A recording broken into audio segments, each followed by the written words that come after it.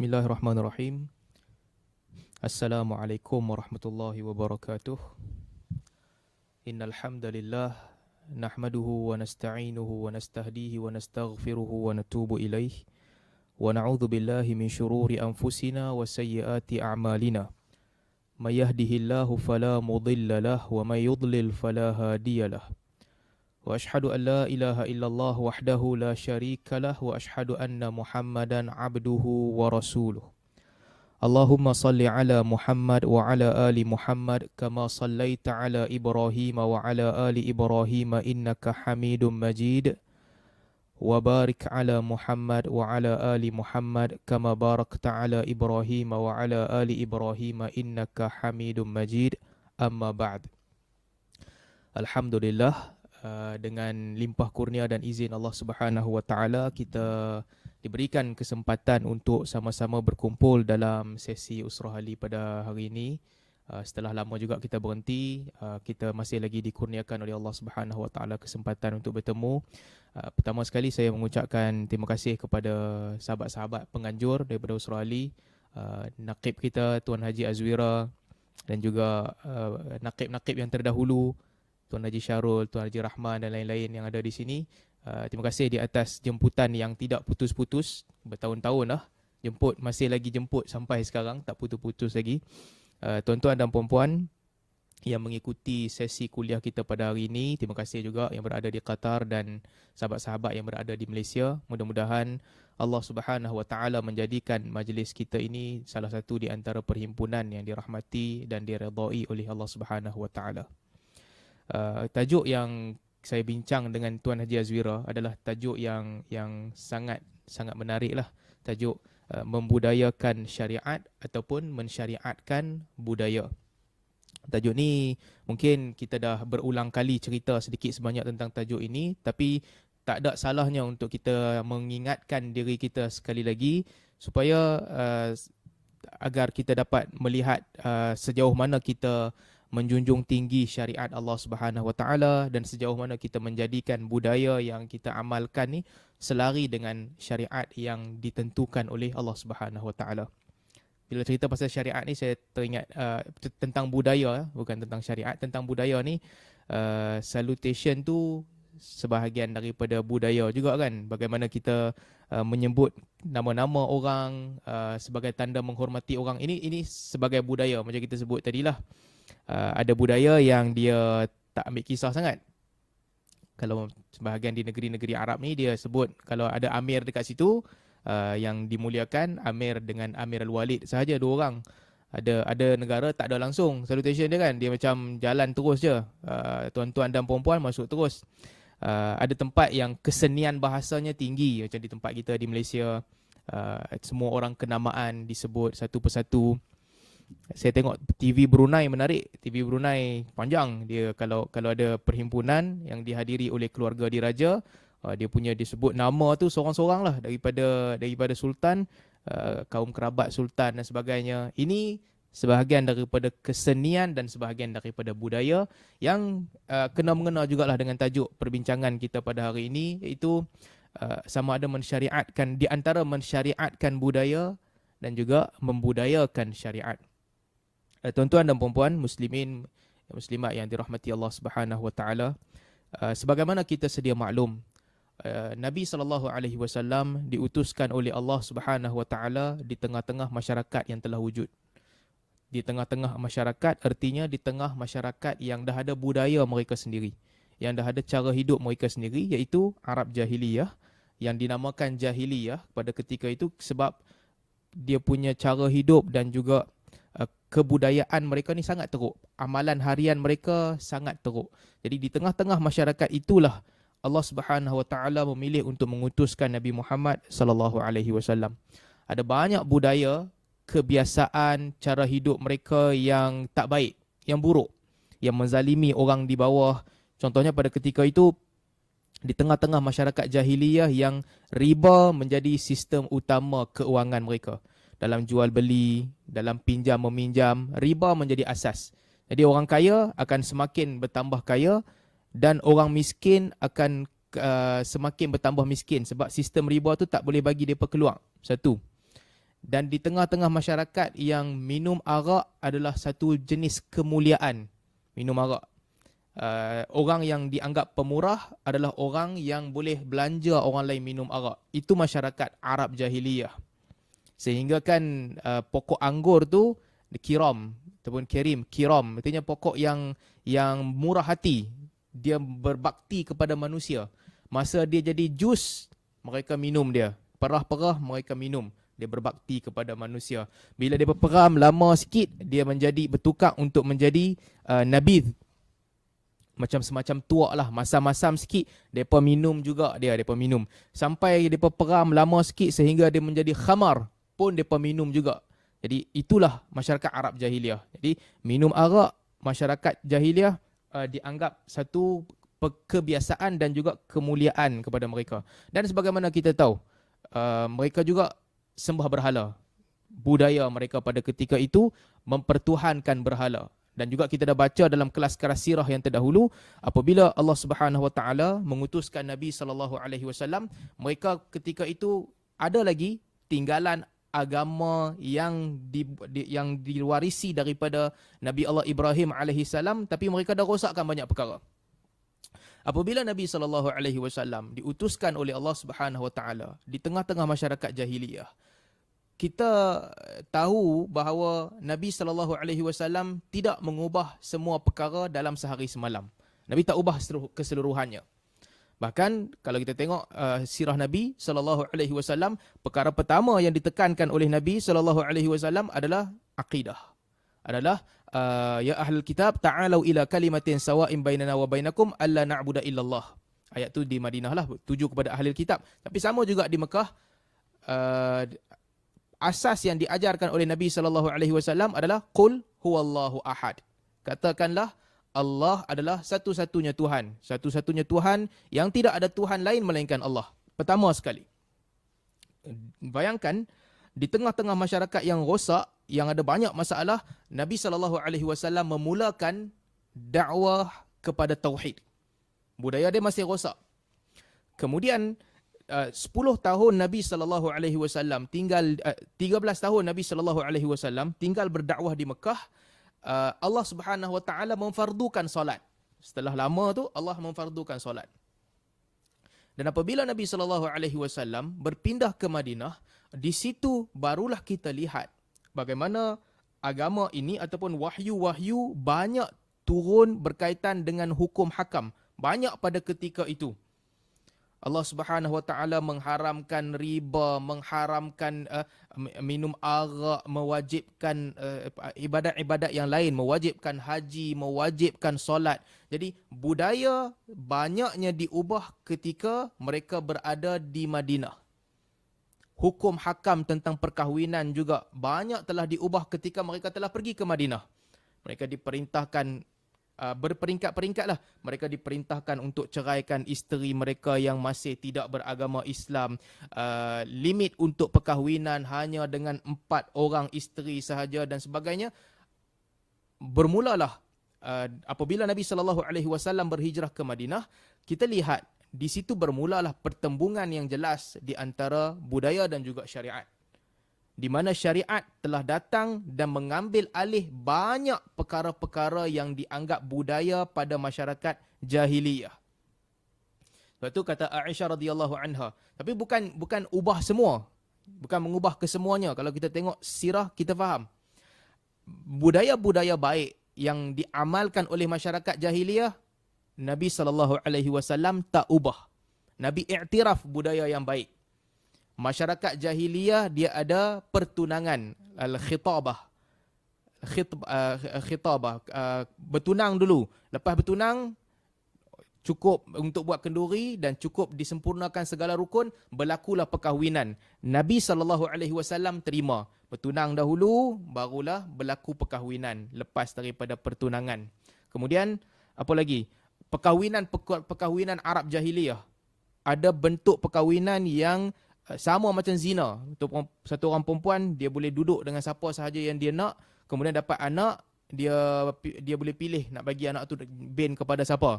Ataupun dia pergi jumpa kepada syekh kampung, tanya anak ni siapa punya anak. Ini semua dibatalkan. Tetapi perkahwinan yang seorang lelaki dengan seorang perempuan yang diredai oleh wali perempuan tu diiktiraf dan diteruskan. Sama juga dengan wasiat. Arab jahiliah terkenal dengan wasiat. Ada wasiat mereka yang dianggap sangat zalim. Kita dah baca dalam kelas-kelas sirah dahulu. Antara perkara yang Arab jahiliah anggap satu kemuliaan, mereka kata kalau anak yang ditinggalkan adalah anak perempuan, mereka tak tinggalkan apa-apa kepada anak tu, dia sanggup tinggalkan harta dia kepada orang lain untuk mewarisi. Anak perempuan tak ada harta langsung. Islam datang, Nabi SAW ubah budaya tu. Tak boleh, ada limit. Wasiat baik. Arab jahiliah amalkan wasiat. Allah turunkan ayat Al-Quran tentang kepentingan wasiat. Tetapi ada limit. 1/3 sahaja. Tak boleh lebih. Dalam faraid sebagai contoh, budaya mereka, laki ambil semua. Arab jahiliah ni perempuan kira kedudukan mereka sangat dipandang rendah, melainkan keluarga-keluarga terpuji. Laki akan ambil semua bahagian, perempuan tak dapat apa-apa. Allah Subhanahu wa taala turunkan ayat, perbetulkan lidzakari mithlu hadzil unthayain. Laki hanya boleh dapat sebagaimana yang dimiliki oleh 2 orang perempuan sahaja. Yang kalau ada anak perempuan, dia layak untuk dapat separuh daripada apa yang diterima oleh lelaki.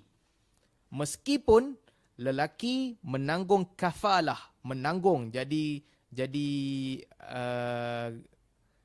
kafil ataupun jadi orang yang penjaga kepada perempuan, itu kekal. Dia tetap kena jaga. Tapi harta setengah dapat kat perempuan. Jadi ini semua antara perkara-perkara yang diubah, budaya yang diubah. Kemudian ada juga beberapa perkara yang apabila Nabi SAW sampai ke Madinah, Nabi dapati bahawa budaya orang Mekah dan orang Madinah berbeza.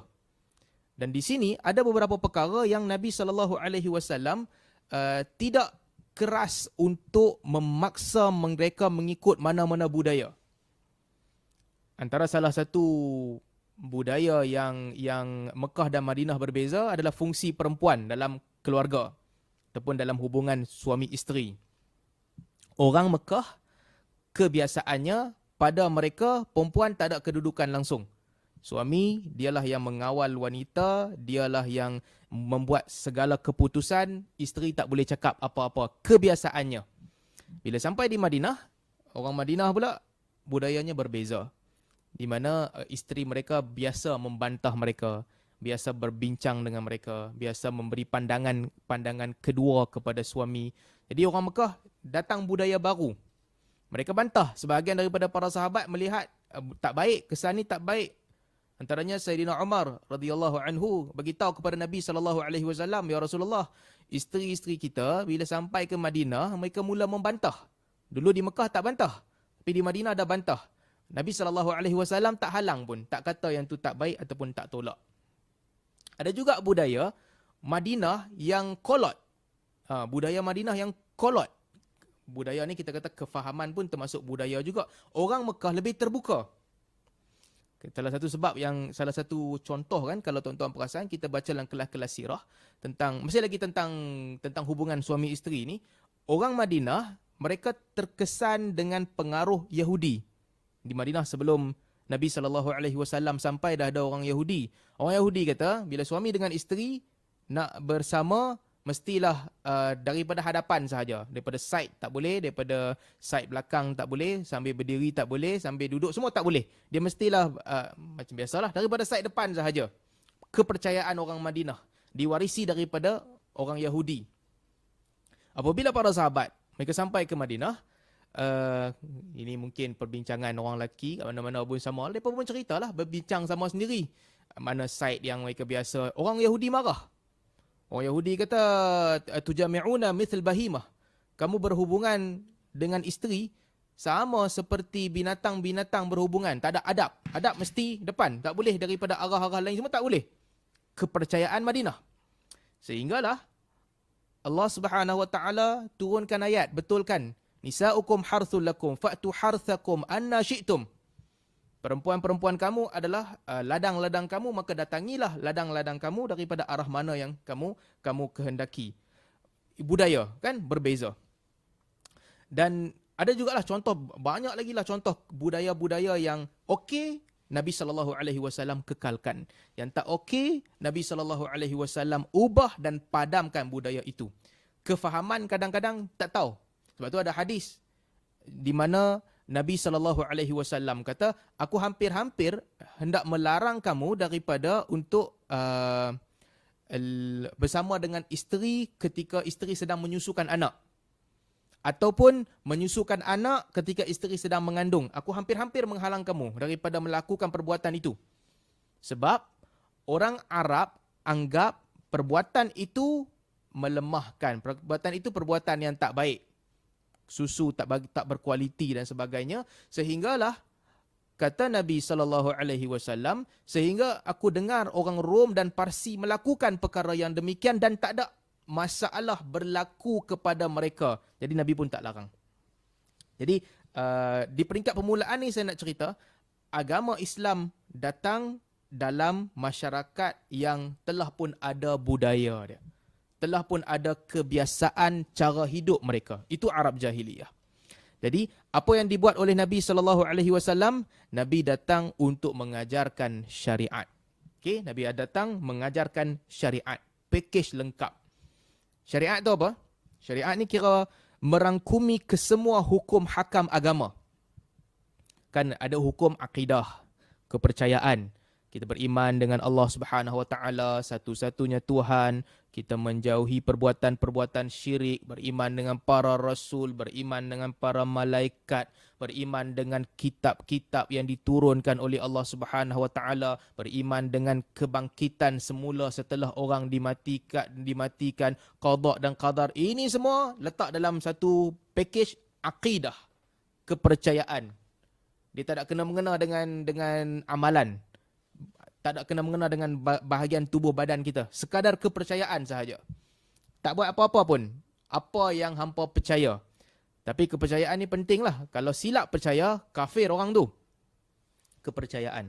Kemudian, satu lagi, syariat juga datang dalam bentuk ibadah. Dalam bentuk amalan. Ada dalam bentuk amalan yang berupa amalan seperti solat, puasa, zakat, haji, amalan yang dibuat semata-mata untuk menjadi hamba Allah yang bertakwa, semata-mata untuk menyembah Allah, amalan. Ada pula amalan yang datang dalam bentuk mengaturkan tingkah laku manusia dan sebagainya, hukum hakam perkahwinan, pembahagian harta pusaka. Ini semua termasuk di dalam, kalau kita nak bagi nama, hukum hakam fiqh. Duk bawah syariat juga. Jadi bila kita nak nama kata syariat, syariat ni luas. Satu, dia merangkumi akidah, kepercayaan. Akidah tu tauhid, menjadikan Allah satu-satunya Tuhan yang Maha Esa. Akidah dengan rukun-rukun iman, satu bab. Yang kedua, amalan-amalan yang dilakukan. Sama ada amalan tu ibadat semata-mata ataupun amalan tu berkaitan dengan tingkah laku seharian. Yang kedua, amalan. Dan yang ketiga, nilai-nilai ataupun qiyam ataupun akhlak. Ini kategori yang ketiga pula. Kategori yang ketiga, sebahagian ulama mereka namakannya tasawuf. Yang ketiga, nilai-nilai yang murni, nilai-nilai yang baik untuk diamalkan, akhlak-akhlak yang mulia. Termasuk juga di dalam tu tazkiyatun nafs. Bagaimana membersihkan dan menyucikan jiwa. Ini letak dalam satu bakul lagi. Nama berbezalah. Ada ulama namakan dia raqaiq. Imam Bukhari tulis kitab nama Al-Adabul Mufrad. Ada orang namakannya tasawuf. Ada orang namakan akhlak. Tapi ini semua penting juga. Sebahagian daripada syariat. Tapi yang ketiga ni, dia berbeza sikit dengan hukum hakam fiqh. Hukum hakam fiqh kena mengaji. Kena mengaji, kena tahu amalan dia. Tetapi bila bincang tentang qiyam, tentang akhlak, tentang budi pekerti, tentang penyucian jiwa, ini semua bukan tentang banyak mana kitab yang boleh dibaca. Ini bab lain pula. Ini bab tentang jiwa seseorang itu dan bagaimana jiwa yang bersih menzahirkan tingkah laku yang baik dan terpuji. Ini bab yang susah.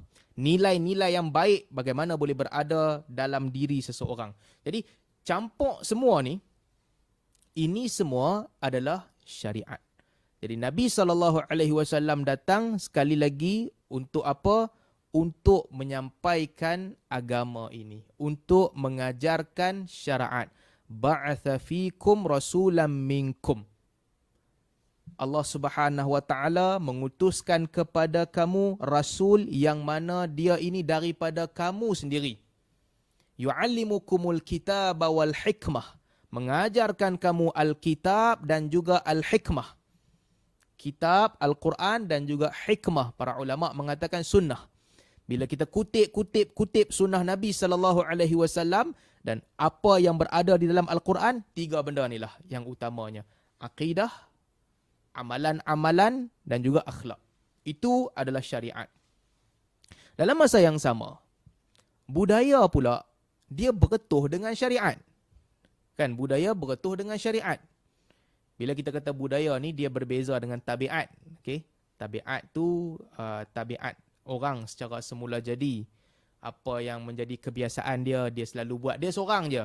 Dia bangkit pagi mesti minum dulu. Itu tabiat lah. Dia sendiri. Berbeza setiap orang. Dan budaya juga berbeza dengan trend. Trend ni dia datang dan dia pi. Dia datang sekejap je. Orang amalkan trend tu. Lepas tu trend tu pun hilang. Orang pun dah tak amal dah. Itu trend. Trending. Sekejap je. Macam apa, pakaian kan, jenis-jenis pakaian yang baru ni datang sekejap orang pakai, lepas tu hilang. Lagu-lagu, hiburan-hiburan ni lah, apa semua drama-drama yang orang tak tengok ni semua dia trend. Mai musim, satu musim, semua orang suka drama Turki, 300, 400 episod pun boleh duduk layan betul-betul sebab suka. Tak ada sebab lain, suka, trend.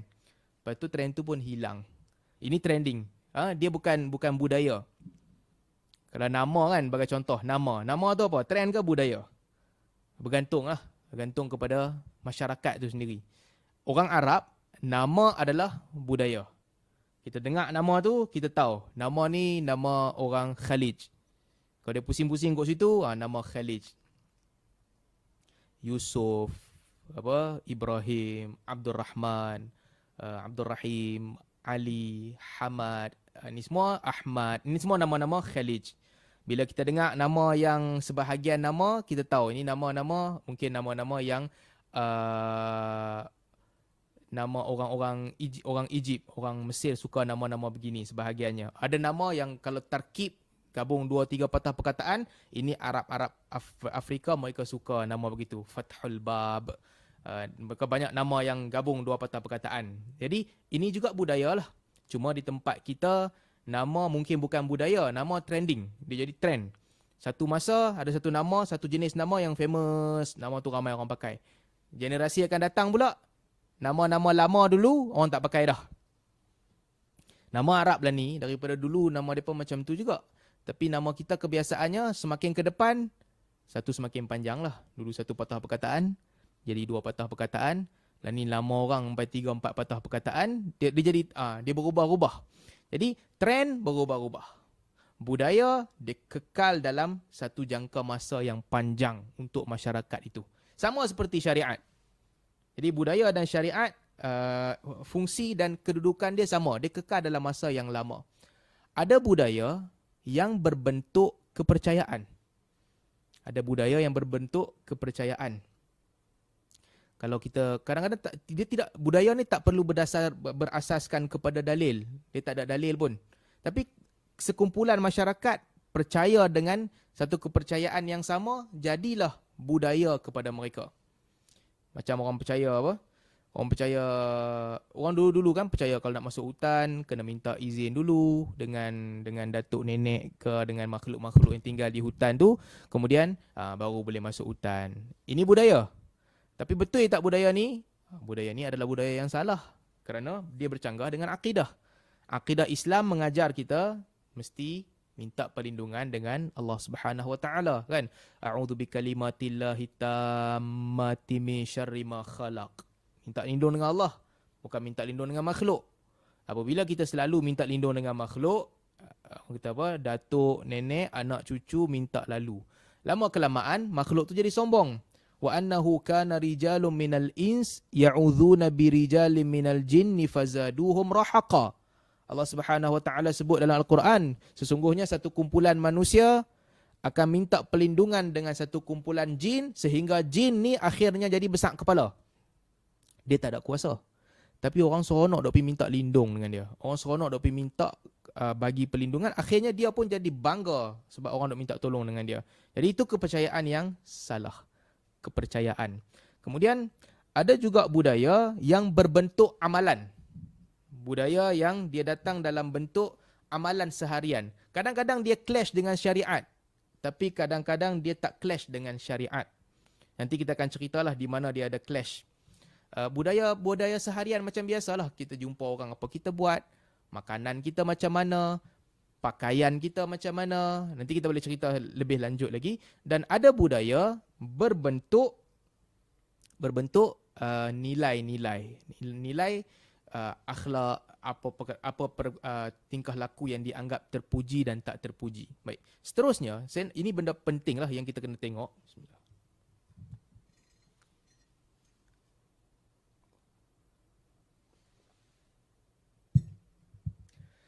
Bila akan berlaku pertembungan antara syariat dan juga budaya? Kadang-kadang tak berlaku pertembungan. Kalau budaya tu ikut syariat 100%, tak bertembung lah kan. Kalau budaya tu betul-betul inline dengan syariat.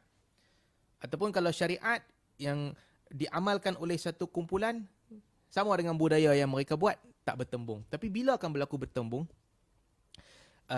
Pertama sekali, kenapa berlaku pertembungan? Kerana syariat tidak menerima perkara baru. Di sini kita kena ingat, penting. Apabila Allah Subhanahu wa taala utuskan Nabi sallallahu alaihi wasallam, berperingkat-peringkat mengajarkan Nabi sallallahu alaihi wasallam tauhid dan juga hukum hakam dan juga nilai-nilai yang murni, kemudian dia ditutup dengan larangan tambah benda baru. Ini penting. Jangan tambah benda baru dah. Bila Allah Subhanahu wa taala turunkan ayat al-yauma akmaltu lakum dinakum wa atmamtu alaikum ni'mati wa raditu lakumul Islam madina. Hari ini aku sempurnakan agama untuk kamu. Aku cukupkan nikmat kepada kamu. Aku redha Islam sebagai agama kamu. Artinya yang ni lah Islam. Lain daripada ni bukan syariat. Itu sifat syariat. Dia tak menerima perkara baru masuk ke dalamnya. Juga hadis-hadis Nabi SAW kan, man ahdatha fi amrina ma laysa minhu fahuwa rad. Sesiapa yang melakukan sesuatu yang bukan daripada urusan kami, maka sesuatu itu dianggap tertolak. Wa khairal umur wa syarral umuri muhdatsatuha. Seburuk-buruk yang diamalkan dalam agama adalah apa yang mereka-reka cipta sendiri. Jadi kerana syariat tidak menerima pembaharuan, ada tempat boleh baru, nanti kita cerita. Tidak menerima, artinya syariat ni tak boleh tambah sesuka hati. Kadang-kadang akan berlaku clash di antara syariat dan juga budaya. Kadang-kadang berlaku clash. Tapi apakah syariat tu begitu ketat sekali? Begitu ketat kena ikut garis panduan yang tetap dalam semua keadaan hidup kita? Tak juga. Tak juga. Walaupun kita kata syariat tak menerima perkara baru, tapi banyak perkara syariat bagi kelonggaran. Agama bagi kelonggaran. Agama bagi pilihan. Agama tak menerima perkara baru. Hang tak boleh tambah buat masuk benda baru. Tapi banyak urusan dalam hidup kita yang agama ini bersifat terbuka. Di sini Allah Ta'ala bagi option. Hang boleh pilih cara mana apa nak buat. Di sini budaya boleh bagi kesan dalam hidup kamu. Boleh buat sesuka hati. Ada bab yang begitu. Sebab agama ni kan, kalau kita perhati, agama ni datang bukan nak ubah orang untuk jadi orang Arab. Dia tak ubah orang jadi orang Arab. Ada ibadat yang bersifat ketat, tak boleh ubah, ikut sebiji-sebiji. Ada perkara yang bersifat longgar dalam agama ni. Sebab tu dalam Islam, salah satu kaedah penting kan, yang para ulama pegang kaedah ni, antaranya al-adah muhakkamah. Mereka kata al-ma'ruf 'urfan kal-masyrut syartan. Apa yang menjadi amalan dan kefahaman ramai orang itu dianggap sama seperti syarat. Nampak tak? Syariat mengiktiraf amalan dan juga kefahaman orang ramai. Kalau ikut kaedah ni kan, selalu satu contoh lah kita cerita. Apa maksud kaedah ni? Al-ma'rufu 'urfan kal masyrut syartan. Perkara yang adalah perkara yang merupakan kebiasaan sama seperti benda-benda yang disyaratkan. Contoh kan, kita minta jiran yang rapat, kawan baik punya jiran, minta, ni aku tak ada duit belanja, nak belanja dapur ni, nak minta sikit boleh untuk beli barang dapur, contoh. Nak minta duit sikit boleh barang dapur. Yang jiran ni pula percaya kepada jiran sebelah rumah, percaya betul kawan rapat, aku pun tak ada cash nak bagi kat hang, dah hang ambil kad ni hampir beli barang dapur. Ambil kad, beli barang dapur. Beli, bawa baliklah, patah balik my kad. Tak tahulah kalau betul-betul ada tak jiran yang sebaik hati macam tu. Tapi katakanlah jiran ni nak beli barang dapur, jiran sebelah rumah nak ambil kad aku, hampir beli barang dapur, lepas tu pulangkan balik aku punya kad. PP dia tu pun pergi ke mana, tengok sekali bank statement keluar 70,000. Dia beli almari dapur, beli kitchen cabinet baru punya. Jiran pun mengamuk. Apa ni, hang kata nak beli barang dapur. Dia kata memang aku nak beli barang dapur lah, aku nak beli almari dapur aku rosak. Tapi hang kata barang dapur. Barang dapur tu ayam ke, beras ke, gula ke, barang dapur lah. Kabinet bukan barang dapur. Jiran yang ambil kad ni mana aku tahu, hang kata barang. Barang termasuk makanan dan juga barang perkakas. Kalau kes macam ni kan, katakanlah contoh kes begini, nak buat macam mana? Kalau pergi ke mahkamah, dua-dua orang ni pergi ke mahkamah syariah lah kira, pergi ke mahkamah, jiran yang bagi kad ni kata, saya nak suruh dia beli ikan, ayam bagi dia makan, lepas tu saya bagi dia pinjam kad saya.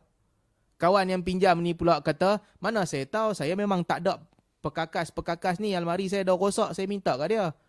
Dia kata nak ambil kad beli barang dapur. Kira siapa salah? Barang di sudut bahasa merangkumi dua-dua sekali ya. Almari pun barang, ayam pun barang juga. Nak pakai macam mana? Jadi kalau kes ni, bila bergaduh macam ni, balik kepada kaedah tadi, al-ma'ruf 'urfan kal masyrut syartan. Kebiasaan satu masyarakat itu seperti syarat. Al-adah muhakkamah. Adat menghukum. Zahirnya, kebiasaannya, kalau orang kata barang dapur tu, maksudnya, ni lah barang makanan. Yang hampir beli almari dapur buat apa? Ganti balik duit dia. Memang betul. Perkataan barang termasuk juga almari. Tapi bila orang guna dalam konteks tu, hang letak dalam ayat, aku tak ada benda kat rumah ni, boleh nak duit nak beli barang dapur. Automatically, orang faham yang nak beli tu barang-barang masak. Jadi, adat diiktiraf untuk sebahagian bab. Jadi, bila kita lihat hukum hakam syarak, para ulama yang membahaskan isu ini, antaranya Al-Imam Al-Syatibi rahimahullah dalam kitab Al-I'tisam, atau dalam kitab Al-Muwafaqat. Dia ulama membahaskan mana syariat yang mesti tetap macam dia, tak boleh ubah, dan mana pula syariat yang boleh berubah-ubah, boleh menerima adat dan budaya sebagai amalan. Kita kata tadi syariat tu dia tak berubah, dia tetap, tapi di mana syariat bersifat longgar, bagi kelonggaran untuk mengamalkan, ulama bahas. Salah satu tafsiran yang tepat dalam bab ni, yang tuan-tuan kena ingatlah nak nilai adat ke, nak nilai budaya. Semua perkara yang ghair ma'qulatil ma'na, tujuannya tak masuk akal. Akal tak boleh fikir. Di situ, kita tak boleh menerima masuk pembaharuan langsung. Budaya tak boleh masuk ke situ. Kalau budaya masuk di situ, dia akan clash dengan syariat. Bila budaya clash dengan syariat, ni kaedah kena ingat. Apabila sesuatu perkara itu masuk dalam kategori ghair ma'qulatil ma'na, kita tak boleh fikir, tak boleh faham logik tujuannya apa, di sini budaya tak boleh masuk. Kena ikut syariat betul-betul. Dia bukan tentang solat sahaja, dia apa sahaja hukum yang ghairu ma'qulatil ma'na, kita tak tahu pasal apa hukum tu main macam tu, ini budaya tak boleh masuk. Tak boleh ubah, kena ikut. dan kebiasaannya pada perkara-perkara yang ghairu ma'qulatil ma'na. Dalil-dalil agama bersifat sangat spesifik. Wa hajjul bait, pergilah haji di Mekah. Berhenti takat tu saja kah? Tak. Allah Subhanahu Wa Taala ceritakan pula selepas tu perjalanan haji, apa yang perlu mereka buat. Dalam hadis Nabi SAW diceritakan pula haji macam mana satu persatu urutannya. Clear. Wa aqimus salata wa atuz zakah. Dirikanlah solat dan bayarlah zakat. Boleh tak nak buat suka hati? Solat macam mana kita nak buat pun kita buat. Tak boleh. Datang dalil spesifik dalam hadis. Solat ini tahrimuha takbir, tahliluha taslim. Yang mengharamkan perbuatan lain. Orang masuk dalam solat dengan takbir. Keluar daripada solat dengan taslim. La salata liman lam yaqra' bi fatihatil kitab. Tidak ada solat bagi orang yang tidak membaca Fatihah. Kena baca Fatihah. Allahu Akbar. Kemudian baca surah Al-Fatihah. Kemudian rokok pula. Kemudian i'tidal. Dia dalilnya bersifat spesifik. Ghairu ma'qulatil ma'na. Mana kita boleh nak fikir? Akal kita tak boleh nak capai. Kita tak boleh fikir. Pasal apa? Lepas kita berdiri, kita nak kena rokok dulu. Lepas tu kita nak kena sujud pula. Akal kita tak boleh nak fikir. Kalau nak sujud, rokok tu sebahagian je. Awak tak suruh orang tu turun terus pergi sujud. Lepas tu bangun, nak kena stop tengah-tengah. Lepas tu dah stop tengah-tengah, alang-alang dah rokok. Pasal apa tak turun terus pergi sujud lagi senang? Dah rokok dah kan, turun dah terus. Awak nak kena berdiri dulu, lepas tu baru sujud. Ini semua, akal tak boleh nak faham. Bila akal tak boleh nak faham, itu adalah ibadat-ibadat yang budaya tak boleh masuk dah nak ubah. Pergi ke tempat mana pun, kalau tengok ada orang, dia buat amal ibadat dengan cara yang tak sama dengan ibadat yang Nabi SAW ajarkan pada perkara-perkara yang ghairu ma'qulatil ma'na. Di sini budaya tak boleh bagi kesan. Kita kena amal ikut apa yang kita belajar lah. Kalau kata kita belajar hukum hakam fiqh, kita tahu masa qiyam, tangan kanan berada di atas tangan kiri. Mengikut madhab Syafi'i, Maliki, Hanbali, Hanafi ni semua sama. Tangan kanan di atas tangan kiri.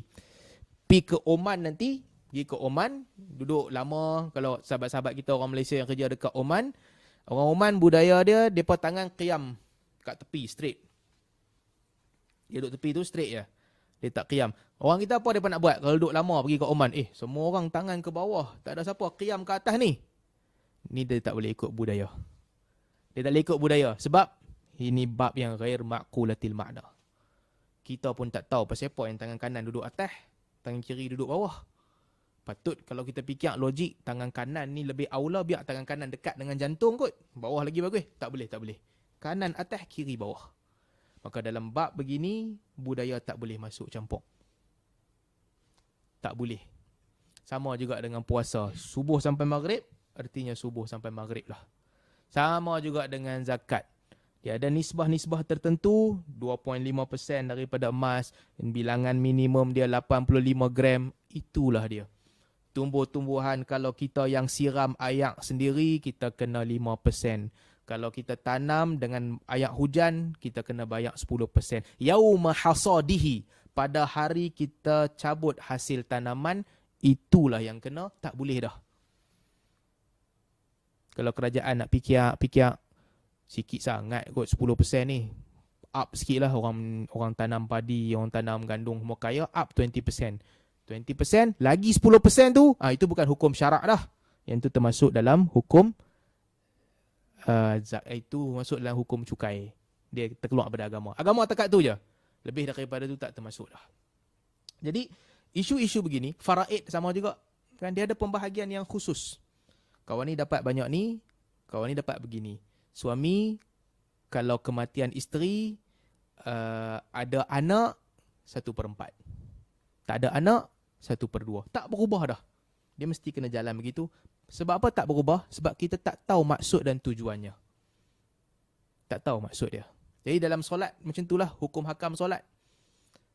Kita fikir, perkara-perkara yang kita tak tahu tujuan dia, kita tak boleh tambah. budaya tak boleh bagi kesan di situ. Apabila Nabi SAW kata, idza kabbara al-imam fakabbiru. Apabila imam mengangkat takbir, kamu pun mesti mengangkat takbir. Artinya, tak boleh dah. Imam angkat takbir, Allahu Akbar, kita sampai pun mestilah Allahu Akbar. Setengah budaya, mereka tak angkat takbir lagi. Imam angkat takbir, Allahu Akbar, dia tunggu dulu, dia nak baca Qul a'udzu birabbin nas ke apa, ni semua tak boleh. Tak boleh. Dia dalam bab-bab ghairu ma'qulatil ma'na, begitulah. Tak boleh ubah. Tapi ada bab yang dalam solat juga, ada perkara yang kita tahu tujuan dia. Aurat kan, contoh. Bagi yang pegang aurat semayang, pusat sampai lutut, dia tak tahu pasal apa. Pasal apa yang pusat sampai lutut? Tak ada alasan. Orang kata mungkin perempuan tengok menggairahkan kot. Kadang-kadang orang tengok betis lagi menggairahkan daripada lutut. Pasal apa? Lutut kena tutup, betis tak payah tutup. Ini contohlah bagi yang mengikut mazhab tu, tak boleh persoalkan. Tapi apa yang dia pakai untuk tutup pusat sampai lutut, yang ni ma'qulatil makna. Yang ni dia tahu sebab apa. Di sini boleh menerima perubahan. Jadi itu ibadat-ibadat yang hukum hakam yang budaya tak boleh masuk campur. Tapi dalam beberapa bab, ada perkara yang budaya boleh masuk campur. Terutamanya perkara-perkara yang berkaitan dengan kehidupan seharian kita. Ibadat yang kita tahu tujuan dia kenapa. Dan biasanya dalil-dalil dalam bab ini tidak spesifik. Di sini budaya boleh masuk campur. Contoh kan, salam. Dapat pahala tak salam?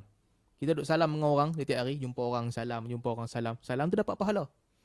Ada hadis yang Nabi SAW sebut, idzal taqa musliman fatasabaha tahatat dhunubuhuma kama tahatu syajaratul yabisatu kama tahatat syajaratul yab an syajaratil yabisati waraquha. Nabi SAW kata dalam hadis yang sebagai ulama kata dhaif, apabila dua orang muslim berjumpa lalu mereka bersalam, maka gugurlah dosa-dosa mereka sebagaimana gugurnya daun kering daripada pokok jatuh daripada mereka. Dalam hadis lain disebutkan, ma min muslim yaltaqiyan wa yatasafahan illa ghufira lahuma qabla an yatafarraqa. Tidak ada dua orang muslim yang jumpa dan salam melainkan Allah Subhanahu wa taala mengampunkan dosa mereka sebelum mereka berpisah. Agama suruh kita ikat silaturahim. Agama sebut fadilat salam. Dan jelas maksud dia kita tahu salam tu mengeratkan silaturahim. Salam ni kira jumpa, salam, tengok muka, senyum, mengeratkan silaturahim. Tapi agama tentukan tak macam mana cara nak salam? Di sini tak. Tak ditentukan.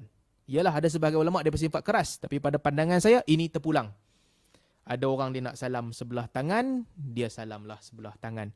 Ada sebahagian budaya, dia salam, dia mesti nak kena huluk dua-dua belah tangan, dia huluklah dua-dua belah tangan. Ada sebahagian budaya Arab yang dia salam, kalau lama tak jumpa, bukan setakat salam, hidung kena bertemu dengan hidung, dia bertemulah hidung, dia bertemu dengan hidung kawan dia. Ada budaya orang Sudan dan sebagainya, salam dia nak kena tepuk dada orang tu. Ini sama-sama lelaki lah yang tepuk dada perempuan, gila macam kerja ni. Sama-sama lelaki ke apa, dia kena tepuk dada orang tu. Dia tepuklah dada orang tu. Ada orang salam, dia nak kena salam dan juga dia nak kena peluk. Dia peluklah. Maka di sini agama bagi kelonggaran. Nas tak cerita, hang mesti salam dengan cara sama-sama berdiri straight, tak tunduk langsung, straight, menghadap lurus, baru pahala gugur. Tak ada. Dalil suruh salam. Maka budaya ada kesanlah di sini. Sebab tu kita tengok ada hadis Nabi SAW, sebahagian daripada mereka mencium tangan orang lain. Ada orang keras, dia tak boleh cium tangan ni. Sama macam sujud. Tak sama. Pada saya tak sama. Sujud tak boleh lah. Sujud, Nabi SAW larang dalam syariat kita tak boleh sujud. Tak boleh sujud kepada makhluk lain. Sujud hanya kepada Allah. Dalam hadis Nabi SAW sebut, "Lau kuntu amira ahadan an yasjuda li ahadin la amartu mar'atan an tasjuda li zawjiha." Atau kama qala, kalaulah aku boleh nak arahkan satu orang untuk sujud kepada orang lain, aku akan arahkan perempuan untuk sujud kepada suami dia. Tapi tak boleh, maksudnya memang tak boleh. Sujud tak boleh. Tapi selain daripada sujud, tunduk sikit, cium tangan, budaya kita kan, budak-budak cium tangan orang tua-tua, tak ada masalah. Ini semua terbuka dan agama tidaklah menghalang, dan agama pun tak bagi dalil yang bersifat sangat keras tak boleh ubah dalam bab-bab begini. Terpulang masing-masing, terpulang budaya. Kena hormati budaya itulah kan. Kita pergi tempat lain, cara dia lain pula, memerlukan saling hormat menghormati. Jadi begitulah juga dengan perkara-perkara lain. Kadang-kadang ada khilaf di tengah-tengah, saya pun tak nak cerita tentang khilaf. Jadi kalau kita boleh nilai balik kan dalam kehidupan kita, dalam apa yang kita lakukan, sebenarnya kita satu lagi perkara yang saya nak tekankan sebelum kita berhenti. Manusia ni dia taksub kepada apa yang dia pegang. Itu penting. Budaya dia taksub. Ataupun apa yang menjadi amalan dia taksub. Di sini akan berlaku pertembungan lah kadang-kadang. Orang tak nak ubah kadang-kadang. Sebab dia bersifat, dia terikat dengan budaya dia. Ataupun dia terikat dengan amalan dia selama ni. Dia tak nak ubah. Cuma kita masing-masing kena insaf. Tengok apa tuntutan syariat. Kalau kita nak mencari-cari dalil, kita boleh jumpa. Tapi dalam setiap kes ni kita kena lihat apa tuntutan syariat. Syariat nak kita macam mana? Ada ruang untuk kita masukkan budaya kita. Bukan tak ada ruang langsung. Ruang ada. Tapi macam saya sebut tadilah, dia punya rumusan dia ma'qulatul ma'na ataupun ghair ma'qulatil ma'na. Contoh kan, kalau saya bagi contoh satu situasi. Bismillah. Lama ni.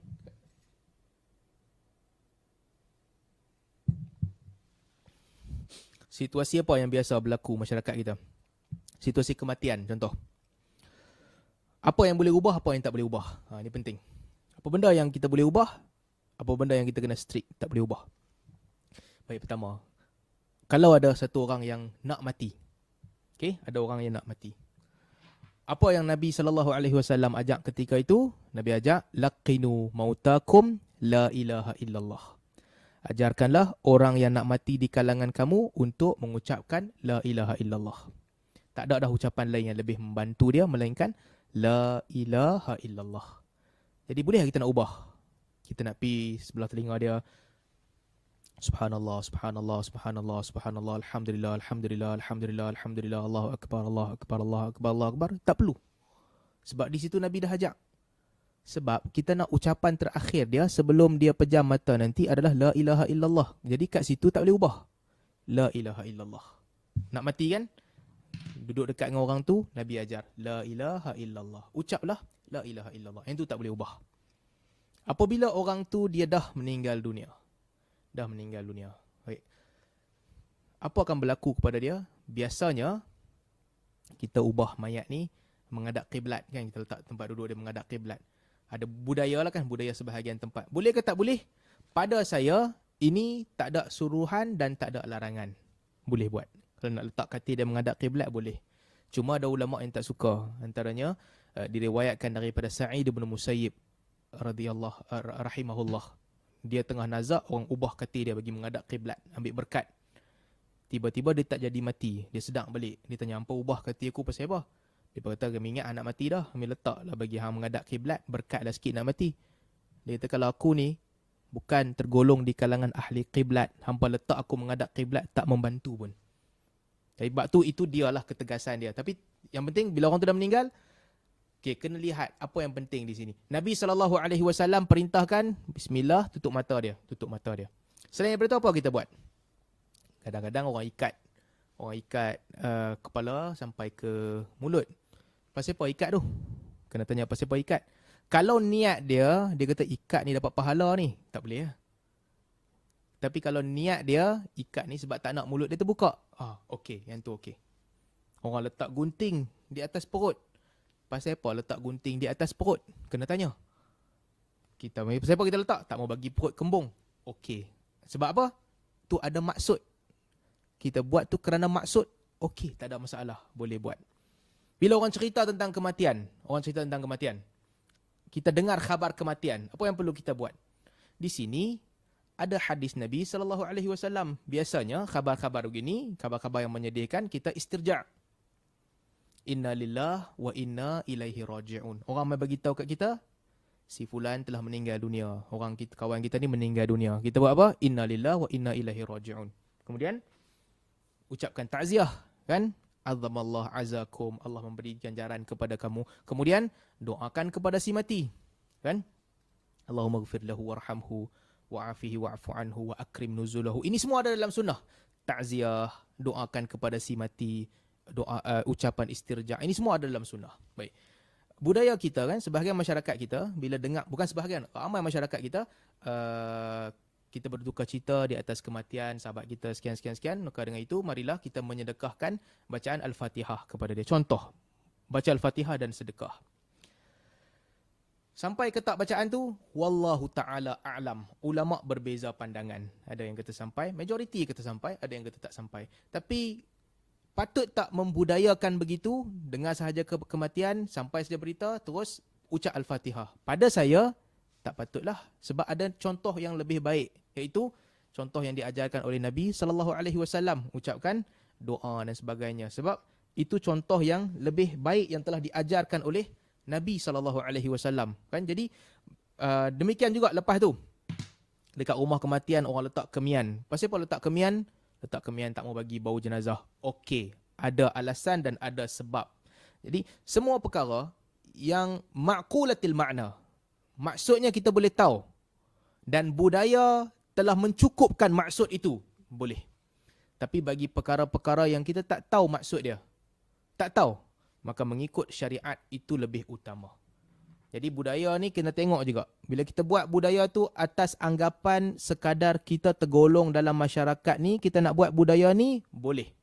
Tapi kalau kita buat satu budaya atas anggapan yang ini sebahagian daripada benda baik yang dapat pahala, yang tu kena cek dengan syariat. Itu ruang lingkup syariat. Kenapa kita amalkan budaya? Sebab kita tergolong di kalangan masyarakat tu. Kenapa kita amalkan syariat? Sebab kita nak keredaan Allah dan Rasul. Kalau kita buat satu budaya untuk dapatkan keredaan Allah dan Rasul, tak boleh lah. Kalau syariat tak suruh, sebab nak keredaan Allah dan Rasul mesti dengan syariat. Dan dalam apa sahaja situasi, kalau ada contoh daripada syarak, contoh itulah yang terbaik. Kadang-kadang orang marah, saya minta maaf kalau orang marah. Contoh kan, kalau kita ada urusan yang terdesak, musibah yang berat melanda masyarakat, musibah tiba-tiba datang, musim kemarau yang terlalu panjang, hujan tak turun-turun, apa nak buat? Ada hadis Nabi SAW kata, siapa ada hajat, dia ambil uduk, dia solat 2 rakaat, dia minta doa kepada Allah, Allah bagi kepada dia. Sebagai setiap individu, siapa ada hajat buat begitu. Ada hadis yang Nabi SAW apabila hujan lama tak turun, Nabi keluar pergi ke tanah lapang, Nabi solat istisqa, Nabi baca khutbah, Nabi kalih baju yang luar menghadap dalam, dalam menghadap luar, jubah tu Nabi kalih, Nabi buat begitu. Jadi kalau situasi kita tiba-tiba panas, kering kontang, hujan tak turun, jangan pergi buat solat hajat berjemaah. Boleh ke tak boleh? Saya tak tahu nak kata salah ke tak. Tapi ada contoh yang lebih baik dalam situasi tu. Contoh lebih baik adalah solat istisqa.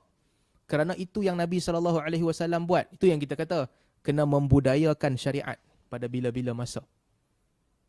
Musibah yang berat melanda kita, penyakit ke, ada orang ramai dibunuh ke apa ke. Apa Nabi buat?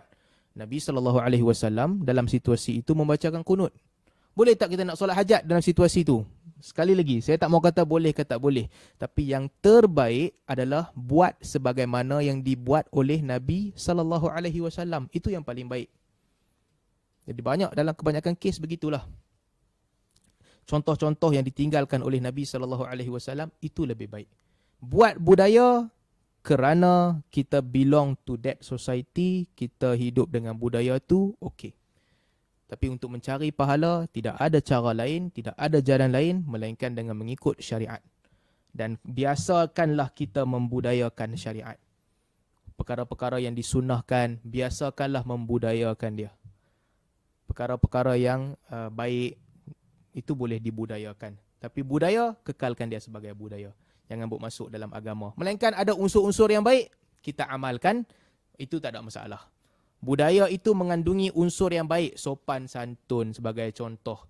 Orang dulu-dulu kalau pergi kenduri, dia asingkan kan, ada kemah untuk lelaki, kemah untuk perempuan. Budaya apa tu? Budaya kira selesa lah perempuan nak bergerak tak beretuh dengan lelaki, itu baik, boleh diamalkan. Pasal apa baik? Sebab dia kena dengan syariat. Dia kena dengan asas-asas yang disebutkan di dalam hukum syarak. Sebab itu dia jadi baik. Jadi saya nak berhenti setakat ni dulu lah. Saya tak nak panjangkan lagi sebab mungkin kita boleh jawab 1-2 soalan. InsyaAllah kalau ada satu soalan yang mesej ni, 2 soalan dekat saya ni. Selain daripada 2 soalan ni, ada soalan lain tak Haji Wira?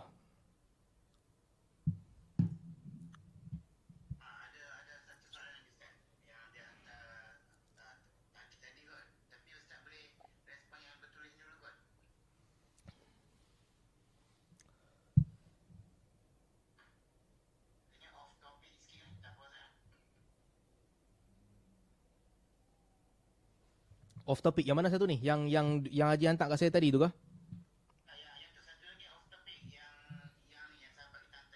Kat mana? Kat mana? Kat mana tu? Dalam chat. Saya tak boleh buka chat ke? Mana chat? Oh ada. Sat. Apa ni? Qala Syekhul ada kisah Amru bin Al-As dilantik menjadi panglima. Ada beberapa cerita di medan tersebut yang dibantah oleh Umar. Amru tak suruh nyalakan api waktu tentera Islam sedang berehat di waktu malam. Amru sedang junub dan hanya bertayamum lalu memimpin solat fardu. Amru mengarahkan untuk membiarkan tentera musuh Islam yang lari bertempiaran. Ghazwatul Dar Salasil. Betulkah hadis perkataan soalan ni? Saya rasa soalan ni nanti kita jawab ketika kuliah sirah. Okey, saya simpan dulu soalan ni, kita jawab masa kuliah sirah nantilah. Okey, soalan yang pertama ni. Dan yang kedua, qala Syekhul Islam Ibn Taymiyah, nadamtu ala tadyi'i akthar awqati fi ghairi ma'anil Quran dhail tabaqatil Hanabilah wa hadha wa hayatuhu kullaha Quran wa alaihi wa ilmun wa jihadun wa tarbiyah. Jadi soalannya apa? Oh okey, saya terjemahkan je lah. Jadi ini kata-kata Syekhul Islam Ibn Taymiyah. Aku menyesal kerana aku telah menghabiskan banyak waktuku ala tadyi'. Aku telah menghabiskan banyak waktuku selain daripada memahami maksud Al-Quran. Kemudian dikatakan inilah hayat orang yang hidupnya sentiasa dengan Quran, ilmu, jihad dan juga tarbiyah. Di mana kedudukan kita. Saya tak pasti kesahihan perkataan ni, cuma kalau nak ulas sikit isu ni. Tuan-tuan dan puan-puan, sejauh mana pun kita bijak, kita pakar dalam apa-apa bidang pun kan, tak kisahlah hadis sekalipun, hukum hakam fiqh, bidang keduniaan kita mengambil nasihat ni kan, kita kena sangat mendekatkan diri kita dengan Al-Quran. Siapa sahaja kita, hendaklah kita sama-sama jadikan ucapan yang paling banyak kita baca adalah Al-Quran. Sebab akhirnya semua selain daripada Al-Quran, di bawah Al-Quran, dia tidak bermukjizat. Dia mengandungi ilmu. Ada ilmu dunia, ada ilmu akhirat. Untuk kita kenal agama. Baca hadis, kenal agama. Baca ilmu-ilmu kita, dapat gaji. Bulan-bulan cukup makan. Tetapi Al-Quran, bacaannya tu sendiri bermukjizat. Jadi, untuk menjadi mukmin yang mengenang jasa, mengenang kebaikan yang Allah Subhanahu Wa Taala bagi dekat kita, hendaklah bacaan yang paling banyak kita baca adalah Al-Quran. Tak kisahlah kedudukan kita macam mana, kita susah nak baca ataupun kita tak pandai baca, itu mesti menjadi keutamaan kita. Tak wajar kalau kita habiskan bertahun-tahun dalam hidup kita dalam keadaan kita tak boleh baca Al-Quran. Jadi ini nasihat untuk saya sendiri dan kita sekalian. Adik-adik kalau yang suka baca novel ke, 300-400 muka surat, make sure membaca Al-Quran lebih banyak daripada itu. Sebagai tanda terima kasih kita kepada Allah Subhanahu Wa Taala. Kita yang selalu buat kerja kan, kita baca dokumen, banyak muka surat kita baca. Pastikanlah kita membaca Al-Quran lebih daripada itu. Lidah kita kena sentiasa dekat dan sentiasa lancarkan lidah kita dengan sebutan-sebutan Al-Quran. Ini kehebatan ramai orang Melayu sehingga orang Arab terpegun. Orang Arab terpegun. Lepas tu orang Melayu ni tak reti cakap Arab. Tak tahu cakap Arab macam mana. Tapi baca Al-Quran tajwid dahsyat. Ikhfa' dia jelas. Idghamnya jelas. Iqlab dia betul-betul masuk. Jelas. Tempat yang dia kena ada qalqalah betul-betul. Sebutan ada qalqalah. Arab pun tak boleh buat. Arab terkejut. Ini mungkin jasa datuk nenek kita sebelum ni yang menekankan pengajian Al-Quran, belajar. Kita juga mesti sama. Jangan jadikan alasan aku Arab tak reti, lambat, tak lancak. Tak. Kita kena cuba. Saya nasihat untuk diri saya dan kita sekalian lah. Kalau susah kali pertama baca satu muka surat tu nak ambil masa dekat 5-10 minit, teruskan. Jangan berhenti. Kalau lepas 20 tahun, 30 tahun baca Al-Quran, pastikan lidah kita dah betul-betul lancar baca Al-Quran.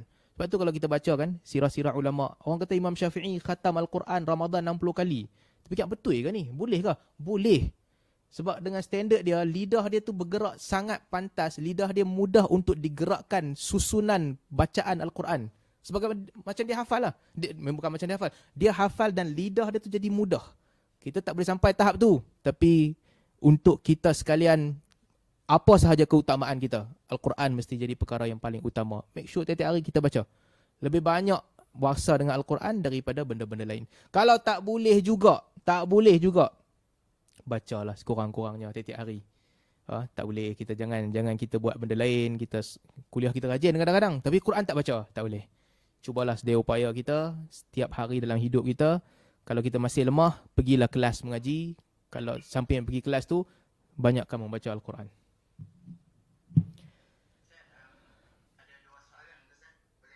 Boleh. Sila.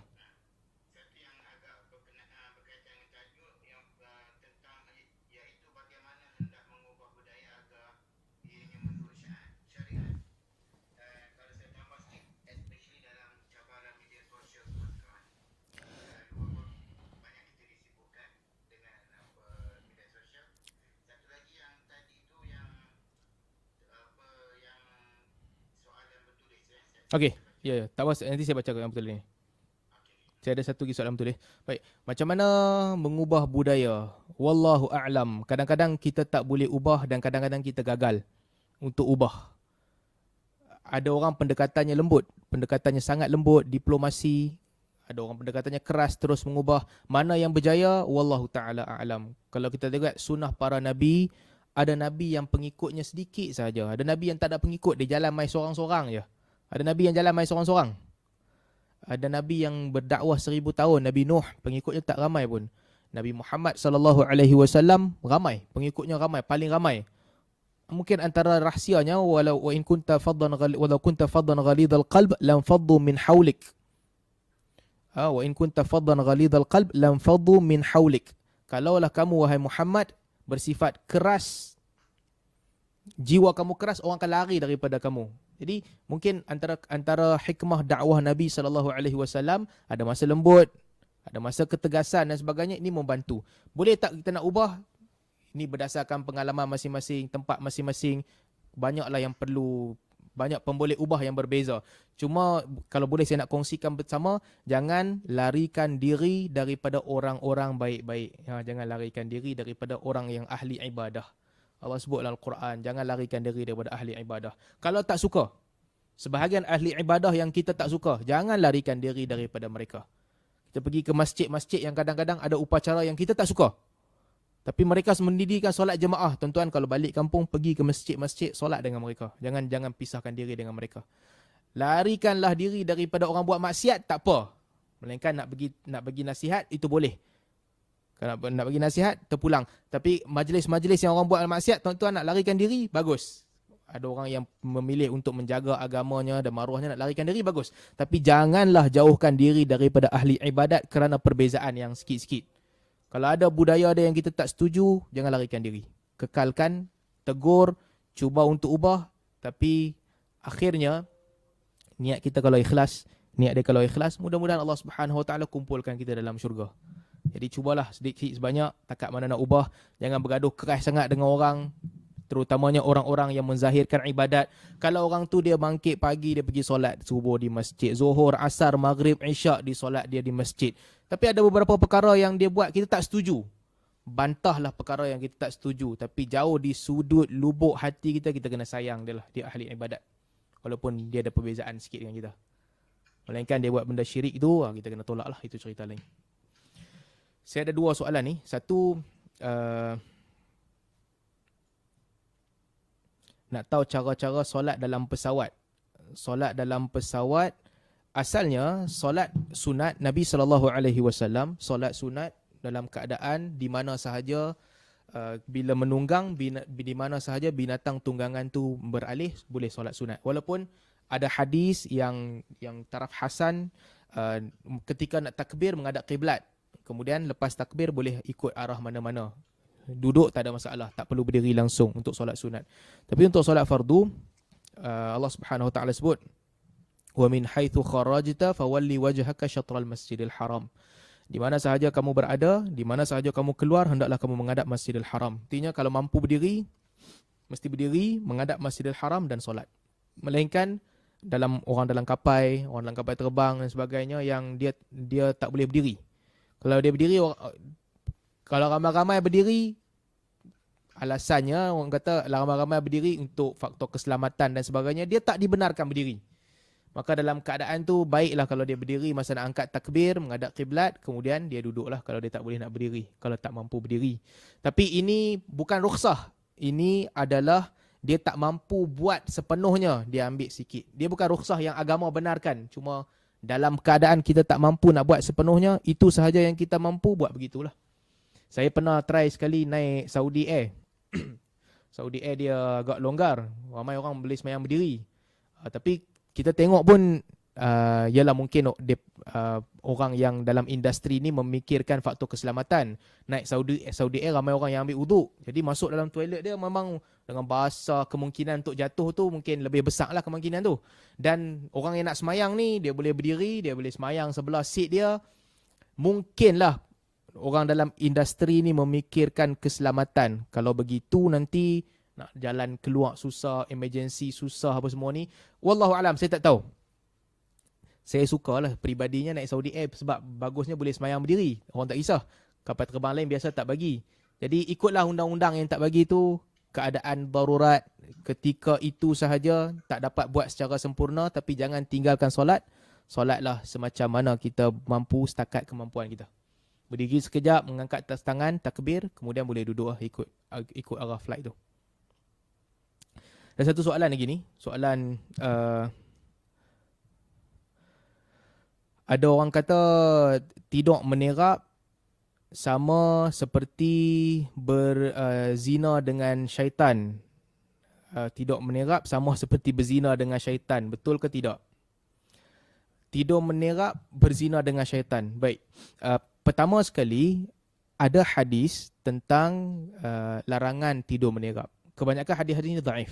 Kebanyakannya dia tak kuat. Tapi ada pertikaian ulama, tapi kerana ada banyak jalan hadis ni, para ulama menganggap dia hasan lah sebab ada banyak jalan. Antara ada hadis pada Abu Hurairah, Nabi sallallahu alaihi wasallam sebut innaha midja'atu ahli nar. Itu adalah cara tidur ahli neraka. Midja'atun la yuhibbuha Allah. Cara tidur yang Allah tak suka. Ada disebut midja'atul jahannamiyah, rifdatul jahannamiyah. Itu adalah cara tidur penghuni-penghuni neraka. Ada hadis penghuni neraka jahannamiyah. Ada hadis yang sebut begitu dalam Sunan Abu Daud, ada dalam Sunan Tirmizi, ada dalam Al-Bukhari, dalam bukan Bukhari kitab sahih dia, dalam Adabul Mufrad. Ada banyaklah hadis-hadis yang jalan berbeza. Kesemuanya ada kelemahan, sama ada sedikit ataupun banyak, yang menyebut tentang tidur menerap ni, itu adalah tidur ahli neraka ataupun tidur yang Allah tak suka. La yuhibbuha Allah. Allah tak suka. Semua sebahagian ulama, saya tak sempat nak kaji semua hadis ni. Sebahagian ulama kata memandangkan semua hadis ni dhaif, kumpul-kumpul banyak-banyak, ada asas lah kira. Jadi hukumnya makruh. Ada asas, hukumnya makruh. Sebahagian ulama pula yang cek setiap hadis tu tak lari daripada kedhaifan, mereka katakan tak ada masalah. Cuma pandangan yang lebih selamat, makruh lah.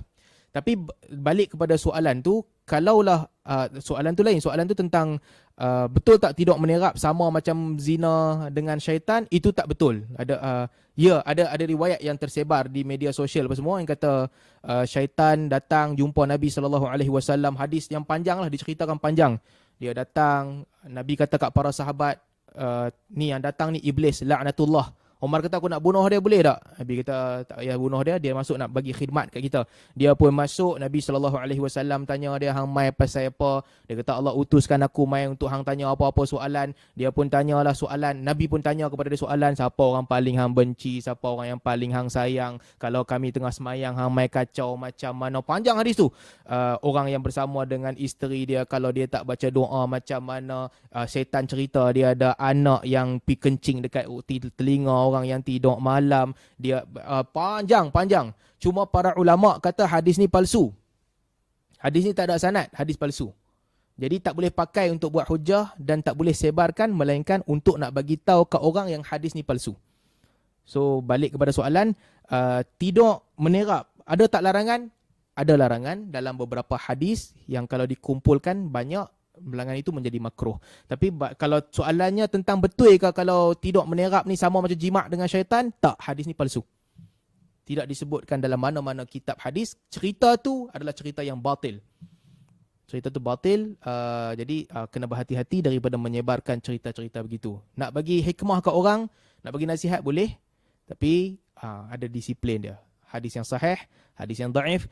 Kalau yang daif pun daif yang ringan. Kalau dah ada satu hukum sabit dengan hadis yang daif yang banyak, jadilah dia kuatlah juga. Tapi bukan hadis yang palsu yang tak ada sanad. Ini tak boleh cerita ke orang. Sebab takut-takut termasuk dalam apa yang disebutkan oleh Nabi SAW. Man kadzdzaba alayya muta'ammidan falyatabawa maq'adahu minan nar. Sesiapa yang menipu atas nama aku dengan sengaja, maka telah tersedia untuknya tempat duduk dalam neraka. Wallahu a'lam. Okey Haji Wira, ada lagi ya?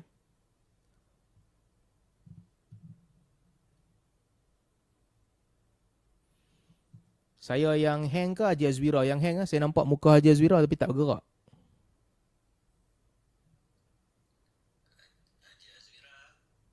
Oh, bukan saya lah.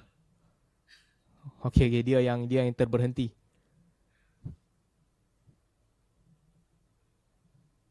Macam mana kita ni Haji Syarul, nak tutup majlis ke?